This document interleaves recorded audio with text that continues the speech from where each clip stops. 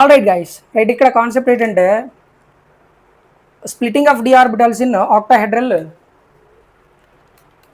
Crystal field. D ఆర్బిటల్స్లో splitting గురించి మాట్లాడాలా. ఎందులో అంటే ఆక్టాహెడ్రల్ క్రిస్టల్ ఫీల్డ్ అంటే ఆక్టాహెడ్రల్ కోఆర్డినేషన్ స్పియర్లో స్ప్లిట్టింగ్ అనేది ఎలా జరుగుతుంది దాని గురించి మాట్లాడాలి. ఇది కోఆర్డినేషన్ కాంపౌండ్లో చాలా ఇంపార్టెంట్ టాపిక్ అనమాట. సో ఈ కాన్సెప్ట్ గురించి డిస్కస్ చేద్దాం. ఫస్ట్ థింగ్ ఏంటంటే ఆక్టాహెడ్రల్ క్రిస్టల్ ఫీల్డ్లో ఎన్ని లైగాన్స్ అనేవి అప్రోచ్ అయిపోతాయి అంటే 6 లైగాన్స్ అనేవి అప్రోచ్ అవుతాయి. Okay, 6 ligands approach in octahedral crystal field through X, Y and Z axis. X, Y, Z axis 3 axes ఉంటాయి. సో ఈ యాక్సిస్ త్రూ లైగాన్స్ అనేవి దేనికి అప్రోచ్ అయిపోతాయి అంటే సెంట్రల్ మెటల్ అయాన్కి అప్రోచ్ అవుతాయి. అది ఫస్ట్. రెండు, the second one is ligands approach అవ్వకముందు ఒక రకంగా ఉండిద్ది ఎనర్జీ లెవెల్, లైగాన్స్ అప్రోచ్ అయిన తర్వాత ఎనర్జీ లెవెల్ ఒకలాగా ఉంటుంది అనమాట. సో రెండు కాంటెక్స్ట్ గురించి మాట్లాడుకుంటాం ఇప్పుడు. It is before ligand approach, so ligand approach అవ్వక ముందు సెంట్రల్ మెటల్ అయాన్లో డి ఆర్బిటాల్ ఉంది. D orbital.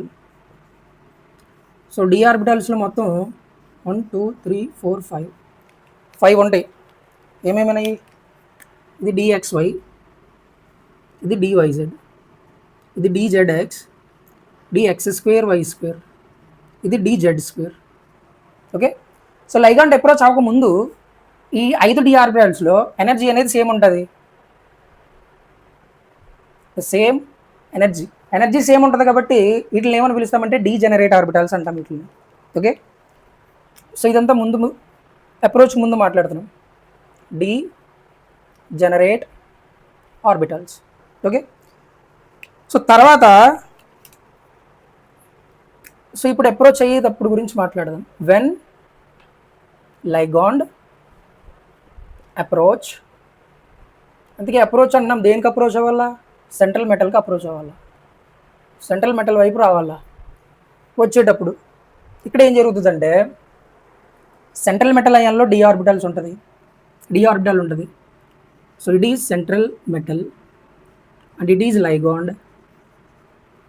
ఓకే, సో లైగాండ్లో ఎలాంటి ఎలక్ట్రాన్స్ ఉంటాయి, డి ఆర్బిటాల్స్లో ఏముంటాయి ఇది తెలియాలా. లైగాండ్లో మనము we can find lone pair of electrons. లైగాండ్లో లోన్ పేర్ ఆఫ్ ఎలక్ట్రాన్స్ ఉంటాయి. సో డొనేట్ చేసేదానికి రెడీగా ఉంటాయి అన్నమాట. దేనికి డొనేట్ చేస్తాయంటే సెంట్రల్ మెటల్ అయాన్కి డొనేట్ చేసేదానికి రెడీగా ఉంటాయి. సో సెంట్రల్ మెటల్ అయాన్లో డి ఆర్బిటల్స్ ఉన్నాయి. డి ఆర్బిటల్లో ఎలక్ట్రాన్స్ ఉంటాయి. ఓకే, సో ఎప్పుడైతే ligand central metal ion approach అవుతుందో ఈ లోన్ పేర్ ఆఫ్ ఎలక్ట్రాన్స్, ఈ డి ఆర్బిటల్లో ఉన్న ఎలక్ట్రాన్స్, 2 ఎలక్ట్రాన్సే కాబట్టి వీటి మధ్యలో ఏముంటుందిరా? రిపల్షన్ ఉంటుంది అనమాట. So repulsion takes place between lone pair of electrons in ligand and electrons in d orbital of central మెటల్లో ఉన్న డి ఆర్బిటల్ ఎలక్ట్రాన్స్, లైగాండ్లో ఉన్న lone pair of electrons experience the repulsion experience చేస్తాయి. ఓకే, సో ఇప్పుడు d orbital ఎన్ని ఉన్నాయి? మొత్తం 5 ఉన్నాయి. 5 ఆర్బిటల్స్ ఉన్నాయి. ఈ రిపల్షన్ అనేది ఈ 5 ఆర్బిటల్స్ మీద ఒకేలా ఉండదు. Not same on 5 orbitals. Okay, so not same కాబట్టి ఎలా జరుగుతుంది అనేది కాన్సెప్ట్ ఇక్కడ, దాని గురించే మాట్లాడాలా. ఓకే, రైట్, చూద్దాం.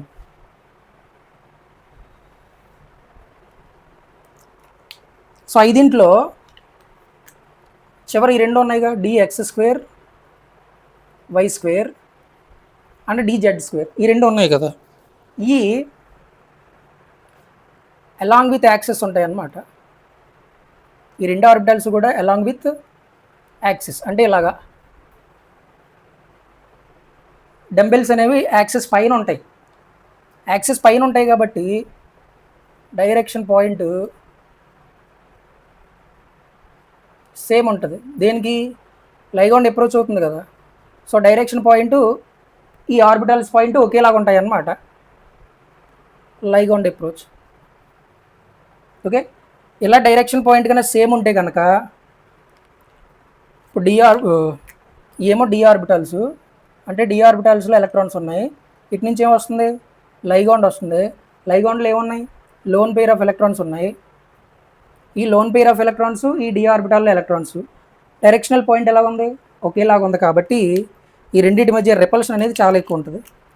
The two orbitals experience the maximum repulsion, ఎక్కువ బాగా రిపల్షన్ ఎక్కువ ఉంది కాబట్టి ఎనర్జీ అనేది ఆర్బిటాల్స్కి పెరిగిపోద్ది. If the repulsion between the d orbital electrons and ligand lone pair electrons, the energy will be increase. దేని ఎనర్జీ పెరిగిపోద్ది, డి ఆర్బిటల్స్ ఎనర్జీ పెరిగిపోద్ది అనమాట. ఓకే, సో ఇది ఒక కాంటెక్స్ట్. ఎనర్జీ ఎక్కువ ఉంది కాబట్టి దేంతో డినోట్ చేస్తామంటే ఇలా ఈజీ సెట్ అంటాం దీన్ని. The two orbitals forms e g set. Okay, ఇంకేం మిగిలిపోయాయి, రెండు అయిపోయాయి. ఇంకేం మిగిలిపోయాయి అంటే 3 ఉన్నాయి. ఇంకా డిఎక్స్వై ఉంది, డిజెడ్ఎక్స్ ఉంది, XY, YZ అండ్ ZX. ఈ 3 ఉన్నాయి. ఇవి ఎలా ఉంటాయంటే ఇవి యాక్సెస్, ఇవి యాక్సెస్ల మధ్యలో ఉన్నాయి చూడండి dumbbells. So they lying between the axes. ఇవేమో they lying along with axes, they are along with axes, but these are between the axes. Between the axes ఉన్నది కాబట్టి డైరెక్షన్ పాయింట్, లైగాండ్ అప్రోచ్ అయ్యే direction point ఎలా ఉంటుందంటే not same. Ligand approaching ఈ d orbitals direction ఒకేలాగా ఉండదు అనమాట. ఒకేలాగా లేకపోవడం వల్ల డి ఆర్బిటల్లో ఎలక్ట్రాన్స్ ఉన్నాయి, లైగాండ్ ఏమో అప్రోచ్ అయిపోతుంది. ఇందులో లోన్ పెయిర్ ఆఫ్ ఎలక్ట్రాన్స్ ఉన్నాయి. ఓకే, డైరెక్షన్ ఒకేలా లేదు కాబట్టి రిపల్షన్ ఏమైపోద్ది అంటే it will be decreased. Repulsion అనేది తక్కువ. These 3 orbitals experience less repulsion, తక్కువ రిపల్షన్ ఎక్స్పీరియన్స్ అవుతాయి. రిపల్షన్ తక్కువ ఎక్స్పీరియన్స్ అయ్యాయి కాబట్టి ఎనర్జీ కూడా తగ్గిపోద్ది, ఎనర్జీ తగ్గిపోద్ది అనమాట. Okay, right. సో ఫైనల్గా 2 ఎనర్జీ లెవెల్స్ అనేవి స్ప్లిట్ అయిపోయింది ఇక్కడ. ఇదేమో హయ్యర్ ఎనర్జీ లెవెల్, ఇదేమో లోయర్ ఎనర్జీ లెవెల్. దీన్ని దేంతో డినోట్ చేసుకుంటామంటే ఇలా T2Gతో డినోట్ చేస్తాం. T2G సెట్ అంటాం దీన్ని. T అంటే ట్రిపుల్, అంటే 3 ఆర్బిటల్స్ ఉన్నాయి. E అంటే డబుల్, అంటే 2 ఉన్నాయి. రైట్, ఇప్పుడు స్ప్లిట్టింగ్ అనేది ఇలా జరిగిపోయింది. దీన్నే క్రిస్టల్ ఫీల్డ్ స్ప్లిట్టింగ్ అంటాం అనమాట. డి ఆర్బిటల్స్ 2 ఎనర్జీ లెవెల్స్ కింద స్ప్లిట్ అయిపోయాయి. రైట్, ఇప్పుడు ఈ స్ప్లిట్టింగ్కి సంబంధించి ఈ ఆర్బిటల్స్ ఎలా స్ప్లిట్ అయిపోయాయో చూద్దాం ఒకసారి.